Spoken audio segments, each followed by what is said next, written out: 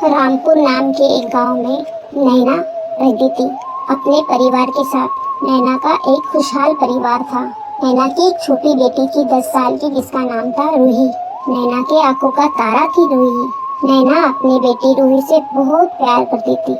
नैना एक संस्कारी बहू, एक अच्छी माँ और एक आदर्श नागरिक थी। वो लोगों की मुसीबत में मदद किया करती थी। सारा गांव नैना से बहुत खुश था, पर अचानक रात में नैना का स्वभाव बदल जाता था। नैना काला जादू किया करती थी। वो हर रोज उसके पति के सो जाने के बाद शमशान की ओर जाती थी, जो जंगल के रास्ते से होके गुजरता था। और नैना वहां जाकर पूजा करती थी, साधना करती थी, तंत्र क्रिया करती थी। ये क्रिया नैना ने अपनी माँ से सीखी थी, पर यही उसके लिए मौत का कारण बन गई। यही क्रिया नैना के लिए एक बहुत बड़ा श्राप बन गई। एक दिन नैना ऐसे ही तंत्र क्रिया कर रही थी। तंत्र क्रिया करते वक्त उसके हाथ से एक गलती हो गई। उसने तंत्र का उच्चार गलत किया, जिसके कारण एक व्यक्ति की मौत हो गई। तभी एक अघोरी वहां प्रकट हो गया और उसने नैना से कहा, ये तुमने क्या किया है?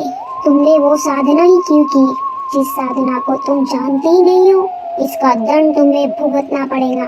तुम्हें इसकी सजा मिलेगी, जरूर मिलेगी। ये मेरा श्राप है।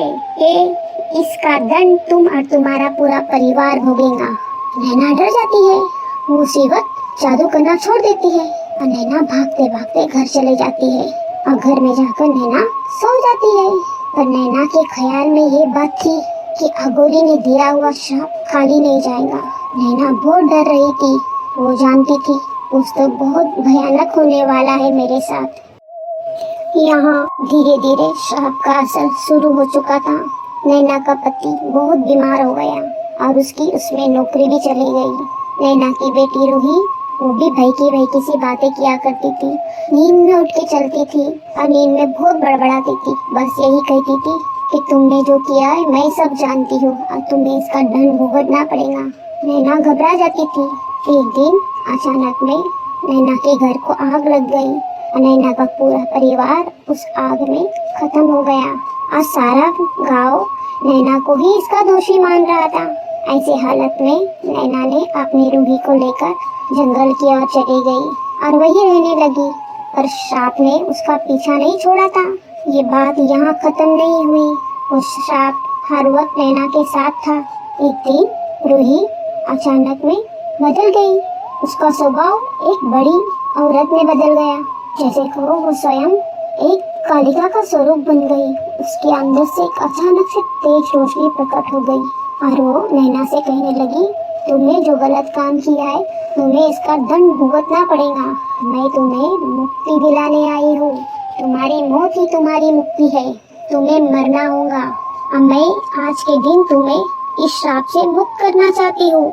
मैं तुम्हें मुक्ति दिलाना चाहती हूँ। ये सुन के नैना बिल्कुल घबराई नहीं।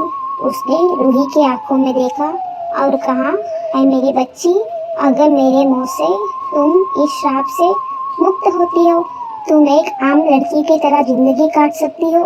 तो मैं एक बार नहीं, तुम्हारे लिए 100 बार बनने तैयार हूँ। इतने में अचानक में एक तेज रोशनी प्रकट हो गई और जो उससे नैना की आत्मा को शांति मिल गई। इसी तरह से नैना का श्राप नैना की जान ले चले गया और वही एक आम लड़की की तरह जिंदगी गुजारने लगी।